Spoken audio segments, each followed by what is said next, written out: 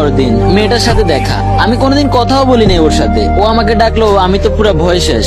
আমি গিয়ে শুরুতে বললাম যে আমি তোকে কোনো SMS দিই নাই, আমার আইডিটা হ্যাক হয়েছে। ও কোনো কথাই শুনতে রাজি না। ওইখানে আরো অনেক ছেলে মেয়ে জড়ো হলো। ও আমাকে বলে, তুই কোথায় আমি কোথায়, খ্যাত কোথাকার, তোর চেহারা আছে নাকি যোগ্যতা আছে? বিশ্বাস করেন ভাই, মুখে যেমনি আসছে ও আমার এমনি বলছে। আমার চোখে তখন পানি টলটল করতেছিল। কিছু করারও ছিল না, বাবা গরিব, কি করব। তো অনেক বন্ধুরা সান্ত্বনা দিতেছিল। ওই দিন থেকে আমি নিজেকে পরিবর্তন করার সিদ্ধান্ত নিলাম। লাইফ থেকে খারাপ দিকগুলো সরিয়ে ফেললাম। আমার একটা টার্গেট যে নিজেকে পরিবর্তন করতে হবে, ওর কথার জবাব দিতে হবে। ফেসবুকও কাট করে দিলাম। প্রমিস করলাম নিজেকে পরিবর্তন যেদিন করব ওই দিন ইনস্টল দিব ফেসবুক। কেটে গেল 2 বছর। আলহামদুলিল্লাহ নিজের ভিতরে অনেক পরিবর্তন এসে গেছে। অল টাইম অনেক কনফিডেন্স থাকে সব কাজে। ইন্টার ফাইনাল ইয়ার এক্সামের শেষের দিন আমার শহরে মেয়েটার সাথে দেখা। ও একটা মেয়ের সাথে হাঁটতেছে, কিন্তু ও নিজেও জানতো না ওইটা আমার বেস্ট ফ্রেন্ড। তখন আমার বেস্ট ফ্রেন্ড আমাকে দেখে কথা বলার জন্য আসতেছে, সাথে ওই মেয়েটাও আছে। ওই মেয়েটা আমাকে দেখার সাথে সাথে চিনে ফেললো। ও এসে আমাকে বলে, রাইনা তুই 2 ইয়ার পর তোকে দেখতেছি, কেমন আছিস তুই? আমি বলি, আলহামদুলিল্লাহ ভালোই আছি, তোরা কেমন আছিস? ও বলে, আমরাও ভালো আছি। ও আমাকে বলে, তুই কি করস এখন, আগ থেকে অনেক মডার্ন হয়ে গেছিস। তখন আমি ওকে বলি, কোথায় তুই কোথায় আমি তো লেভেলেই নাই, আমি গ্রামের ক্ষেত, আর তুই আমার মডার্ন হয়ে গেছি এটা বলতেছস? আমার না আছে টাকা পয়সা, না আছে চেহারা। ও সব বুঝে গেছে কেনই কথা বলছি আমি ওকে।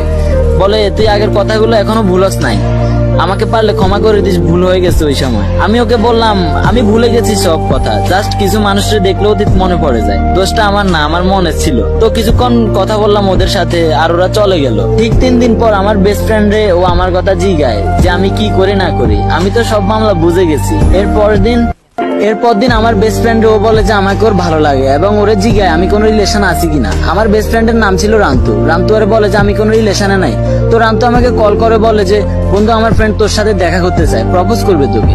তখন আমি ওরে বলি যে প্রপোজ করবে? ও বলে, আচ্ছা শুন, প্রপোজ যেখানে করবো ওইটা পাবলিক প্লেস হতে হবে, এন্ড আমার স্কুল লাইফের কিছু হাতে গোনা ফ্রেন্ড থাকবে, এটা আমার শর্ত, রাজি আছে কিনা বলে দে ওরে।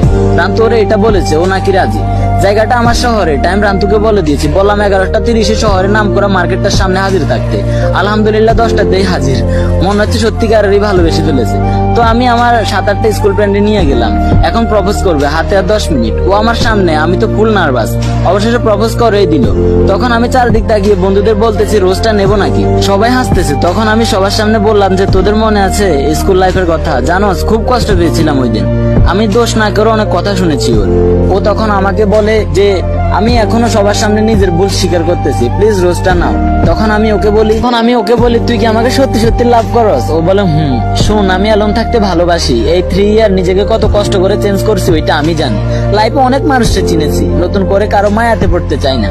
এমনও তো হতে পারে যে তোর মায়াতে পড়লাম আর তুই আমাকে মাঝ রাস্তায় ছেড়ে চলে গেলি।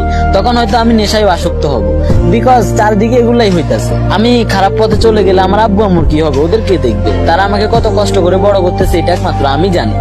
ও আমাকে বলে, তুই যেমনটা ভাবতেছস তেমন কিছুই হবে না। শোন, প্রথমত আমরা সেম এজ, এন্ড আমি মধ্যবিত্ত ফ্যামিলির ছেলে, এটা অসম্ভব, এগুলা নিয়ে ভাবিস না। ও আমাকে বলে, তোকে আমি মন থেকে ভালোবেসে ফেলেছি, হয়তো তুই নয়তো আর কেউ না। তখন আমি ওকে বললাম যে, তুই যেহেতু আমাকে এতই মন থেকে চাস, তোকে হতাশ করবো না। 4 বছর ওয়েট করতে পারবি আমার জন্য? আমার ড্রিমস একটা এডুকেশন জব, প্লাস এটা আমার আব্বু আম্মুরও ড্রিমস। তবে এই 4 বছর তোর সাথে আমার কোনো যোগাযোগ থাকবে না, কপালে থাকলে পাবি, না হলে তো না। তুই কি রাজি?